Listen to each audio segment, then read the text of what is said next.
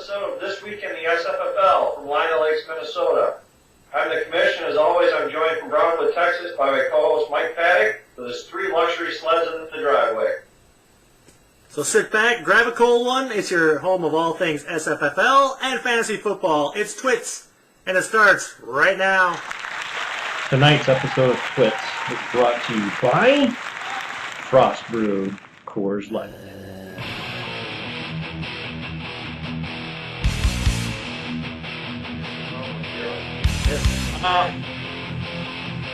Yeah. So, Mike, Week 6 is upon us. Here we are, Week 6 edition of TWITS. Mike, we were planning on having a big kind of surprise for everyone tonight, but that surprise guest may get delayed. Well, definitely going to get delayed. Hopefully, here in the next couple of weeks, we'll have a special guest on TWITS for everyone. Yeah, shout out and get well soon for those of you that. Yes.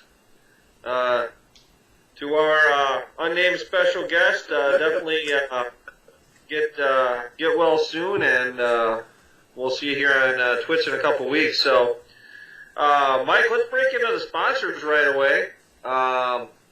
Tonight on the Northern Tier, we are sponsored by the Lips of Faith series. It's a joint venture between the Alpine Beer Company and New Belgium.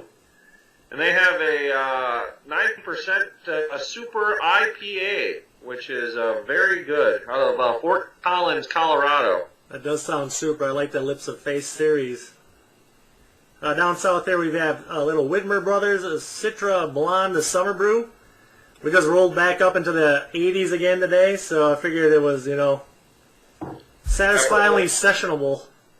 Yes. Let's break right into news and notes, which is going to be real quick. The only thing I have, Mike, unless you have something on your end, is the free premium content for 2012. I'm looking for an idea for the site, like the free agent finder or any sort of feature which the league could use as a whole. And if I think that wants that, then free premium content for the rest of the year will be yours. So no takers yet, but if someone's got an idea out there, throw it out to me, and you could be sitting pretty.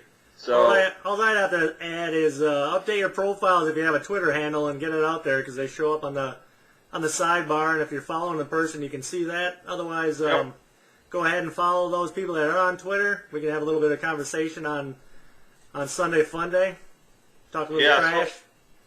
Actually, Mike, that brings up a very good point. Thank you. I did want to mention that this week the Plus system, in all its glory and infancy, will not be in use per se, as I will be attending the Sunday game between the Packers and Texans from Reliant Stadium. So scoring will be updated sometime on Monday, and then we'll be back on a normal Plus routine, I anticipate, for the rest of the year. So, you hate to give something and just take it right away, Mike, but... yeah, you can't update the Plus system while you're at the tailgate. No, you cannot. Not very accurately, probably, anyway. So, Mike, let's break right into the weekly rewind for Week 5. And Week 5... saw some high-scoring games, Mike. We had the commish taking on Bill, and Bill put a thumping on me. He scored 91 points to my 48. I actually had an okay week. My guys couldn't find the end zone, but had a decent week, but not nearly enough to take on Bill. I was paced by Drew Brees' 19, and Bill got 25 out of Alex Smith. Evan and Wayne locked horns. Evan 47, Wayne 22 this week. Kickers leading the way. Blair Walsh with 12 for Evan, and Garrett Hartley with 7 for Wayne. Greg almost hits a C note. Mickey has a pretty good game too. She gets 55, led by Arian Foster, but Greg's 99 leads to a 44-point win there. Mike, you and Thad locked up a tight one, but you were able to squeak one out by 4, led by Reggie Wayne 16 to Tom Brady's 13. You pull out a 56-52 win. And then Tim battled Tom, and Tim prevailed 43-37, 15 from Mr. Peyton Manning to best Matt Ryan, who had 12 points, accounting for half the difference in that matchup. And that's the week it was. Mike, what do we have coming up week 6 on tap? Sondo, week 6 on tap. The old spotlight matchup leads the two of us against each other.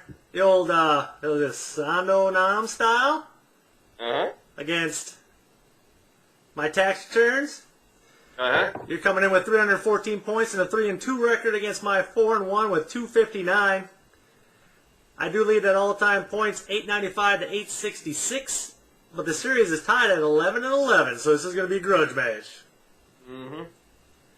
And you won the last 3 matchups to get to that point, so I need to put a stop to that. Boo. We then move on to Thad Media-starved Yay, all right, with his 3-2 record at 272 points against Evans Chilean Miners at 3-2 with 220. Thad leads that all-time series 11-32 to 11-10, pretty close there, but the games are not. It's 20-13 in Thad's favor, winning 4 of the last 5. Mike, I don't know if you noticed this, but I'll bring this up. This is, I believe, our first of 2 all inter-conference matchups. So everyone is playing someone from the other division or conference this week. Nice. And then we come in with Tim's Cranky Pants at 3-2 with 296 points against Greg Beers My Life. Same here, Greg. 2-3 with 330 points. The old fantasy gods are not smiling at Greg this year with that many points in that record. But Tim leads the all-time points 974 to 941, and the series 15-14. So a chance for Greg to tie that up. Yep. And then Bill playing another person who's never played before at 3-2 with 305 points. A third of those coming last week. Against Mickey's Crazy Mom at 1-4 at 274. So we'll see what happens there. And Wayne Bago at 2-3 with 239 points, taking on Tom's Brixton Sky at 1-4 with 217. Tom leads the all-time points 959 to 958. Very close there, but Wayne leads that series 15-11, winning 7 of 8 to get to that point. Wow. And that's what's on tap, Mike. That was my line, sorry. No, I'm fine. Yeah, I don't mind doing a little extra work. That's, commission's job is never done. Mike, speaking of jobs never done, I haven't had much to do in record setters this year, but I got my work cut out for me this week. Let's take a look. I need a sip of this Lips of Faith beer here before I delve into this. Okay, we had Greg setting the 3rd most all time with 99. We had Bill checking in with the 4th most wide receiver points all time with 37. Let's see here. Bill, his 91 points good for 5th place all time in terms of points for. Greg had 18 defensive points. That's good for 6th place all time. Mike, you had 33 bonus points. That's good for 6th place all time. Mickey and Greg combined for 154 points. Good enough for 6th place all time. 6s are wild. In addition to his wide receiver points, Bill also had most quarterback points, 8th most all time with 25. So thanks for that, Bill. And all owners, 135 QB points and 136 wide receiver points, Mike. Those are both good enough to barely crack the top 10 at number 10. So after I think probably statistically lackluster first quarter in terms of scoring overall. The SFFL busts out in week number 5. So, Mike, let's take a look at the premium password for week 6. As mentioned last week on TWITS, password was Bach, and still is Bach. And for week 7, I'm contractually obligated to make at least 2 of the passwords per year Coors. That's part of the 3-year contract. So week 7, we're going to make it Coors, Mike. So Bach for week 6, current week, and then starting next week for week 7, your password will be Coors. Coors. All right, Mike, let's get to everyone's tertiary favorite topic on this show, a little segment we like to call Chalk Talk. Commish last week gave a couple of games, and we won one and lost one, Mike, to move to 2-2. We had the Giants -9 against Cleveland for winner, and then Michigan State. I tell you what, Mike, they got down early. I believe 17-0 in Indiana. Most notably, their tight end Deion Sims injured in the first series of the game. Doesn't play the rest of the game, Mike. And I think I've mentioned this on our little show here. But Tim and I are in a college fantasy league also together. We run a team, and we have not scored a tight end touchdown in 20 weeks now. Woo-hoo.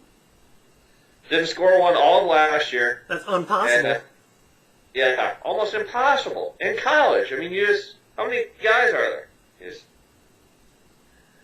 there? You really, if you pick a legitimate, think about this. If you pick a legitimate tight end, a top 10 tight end in our league, and you go basically a year and a quarter and you don't score one touchdown, that's basically what we've done. So, yeah, he goes down early, so no points there. So the commission moves to 2-2 on the year, a respectable number, but we need to get above that to at least push the juice. So, Mike, this week we're going to stay within the college confines, and I'm not picking this game just because I'm going to be down there and possibly in attendance at this game at Robertson Stadium. I'm going to take the Houston Cougars, Mike. They are laying 13.5 against the downtrodden UAB Blazers, and the combo of David Pallon at quarterback and Charles Sims at running back is starting to take off for the Cougars after a miserable first probably 3 weeks, most notably their first week when they fired their offensive coordinator. So I'm going to take Houston. I don't know how much they're going to cover by, but they'll win by at least 2 touchdowns, Mike, to take the commission on the plus side. Nice. Mike, dog of the week. Yes, sir. 4-0. 4-0 so far. We missed the second week of the season. Yeah. But, yeah, I'm riding a little hot streak here. Go ahead. Yeah, I was just going to say, Mike, you are absolutely on fire. Once again, not needing the points, taking Miami on the road against Cincinnati to move you to 4-0.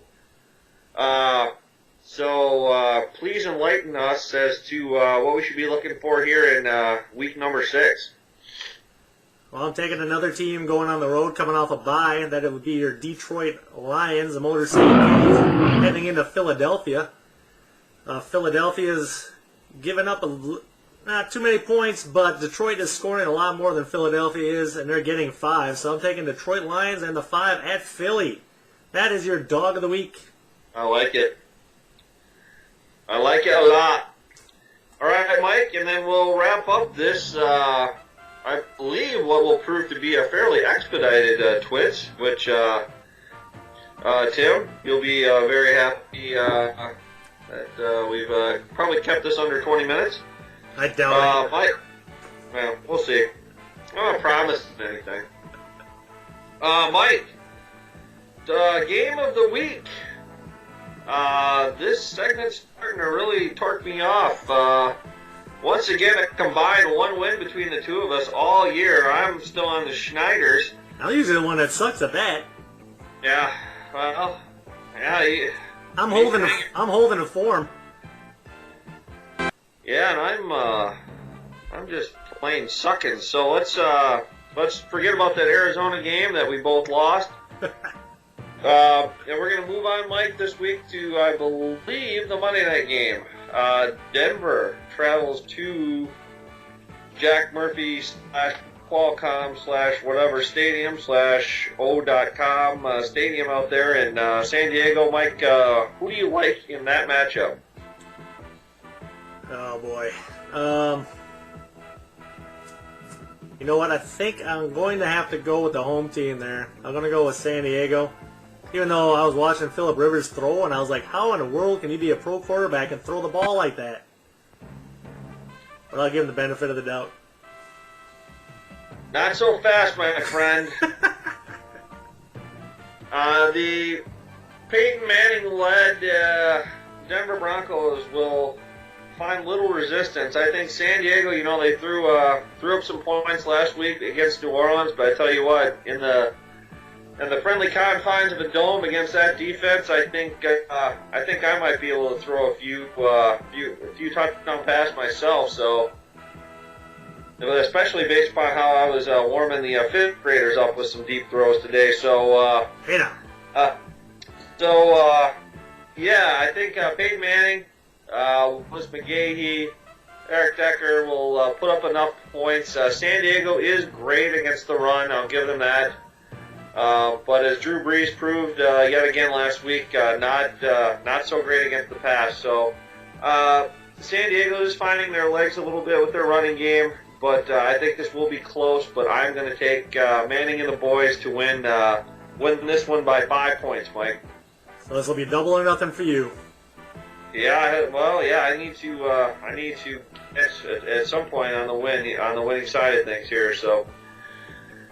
All right, Mike. Well, that should just about do it for this week's episode of TWITS. Once again, if you'd like to see this or any past episode of TWITS, visit twits.vh1classic.com or go to YouTube and type in the keyword TWITS. So for my co-host and producer, Mike Paddock, we'll see you next time for the Week 7 edition of TWITS. Adios.